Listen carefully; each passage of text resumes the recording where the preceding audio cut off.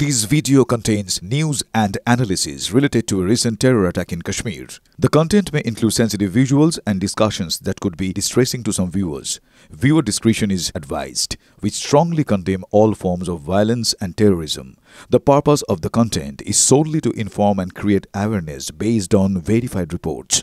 Top quality और consistent performance के लिए सिर्फ सिल्वर पंप नाम याद रखना। কাশ্মীরের যে ঘটনা সেই ঘটনার সঙ্গে কোনো অবস্থাতেই ধুলিয়ান বা শামশেরগঞ্জের এই ঘটনার সঙ্গে কম্পেয়ার করা চলে না। এটা একটা ডিস্ট্রিক্টের একটা দীর্ঘদিন ধরে পাশাপাশি সম্পৃক্তি রেখে যারা বসবাস করে আকস্মিকভাবে সেখানে একটা দাঙ্গা ঘটে। সেই দাঙ্গাতে কিছু দুষ্কৃতিকারী সুযোগ সন্ধানী তারা তাদের স্বার্থের জন্য বাবা ছেলে দুজন নিরীহ মানুষকে বাড়ি থেকে বের করে যে খুন করেছে তার ফাঁসির সাজা হওয়া উচিত। রাজ্য পুলিশ ইতিমধ্যে 4 জনকে ওই ঘটনার জন্য অ্যারেস্ট করেছে, তদন্ত চলছে।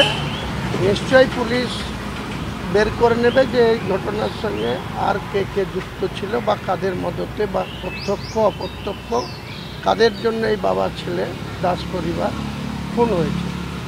এবং পাশাপাশি পুলিশের গুলিতে আরেকজন মুসলিম পরিবারের ছেলে ইজাজ আহমেদ সেও খুন হয়েছে। কাজেই এটা দেশের অভ্যন্তরে বা একটা জেলায় বা একটা ব্লকে যে দাঙ্গা, সেখানে কিছু মানুষের ক্ষয়ক্ষতি হয়েছে, লুট হয়েছে, মানুষের জীবনহানি ঘটেছে, সেটার সঙ্গে ভারতবর্ষের সার্বভৌমত্ব যেখানে জড়িত, যেখানে ভারতবর্ষের কাশ্মীরকে ভূস্বর্গ বলা হয়, সেই কাশ্মীরের ফ্লোমারাতে ঢুকে এখানে গোয়েন্দা বিভাগ পুরোপুরি ফেল করেছে।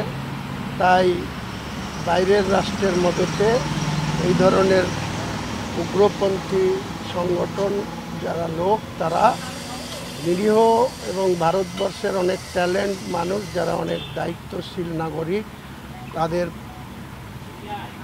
ফ্যামিলির সামনে কারো স্বামীকে কারো ছেলের সামনে পিতাকে যেভাবে খুন করেছে এটার সঙ্গে কোনো কম্প্রোমাইজ হওয়া উচিত না। এটা ভারতবর্ষের বর্তমান সরকার যে ধরনের সিদ্ধান্ত নেবে আমরা মনে হয় সেই সিদ্ধান্তকে সর্বান্তঃকরণে আমরা ভারতবর্ষের সরকারের সেই সিদ্ধান্তের বা সেই আক্রমণাত্মক ভূমিকা বা সেই বদলা নেওয়ার সিদ্ধান্তে আমরা সহমত পোষণ করব।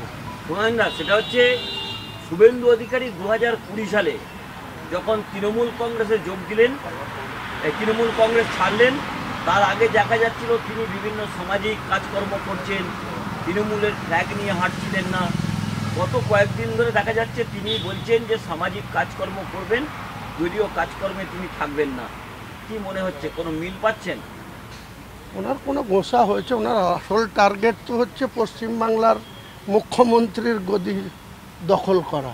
তো সেখানে তো আরএসএসের যারা ভারতবর্ষের বিজেপিকে পিছন থেকে মদত দেয় বা যারা পরিচালনা করেন তারা হয়তো শুভেন্দুবাবুর এইসব আচরণকে সমর্থন করছে না বা পছন্দ করছে না।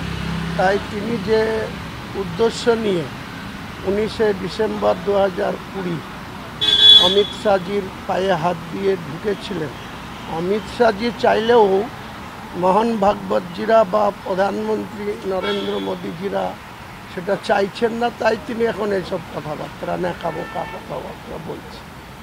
আচ্ছা, কালকে শুভেন্দু অধিকারী যেভাবে চলে এসেছেন, এয়ারপোর্টে গেছিলেন এবং যেভাবে তাকে দেখলাম যে মারা গেছে তার সন্তানকে কোলে করে নিয়ে রয়েছে, কি বলবেন?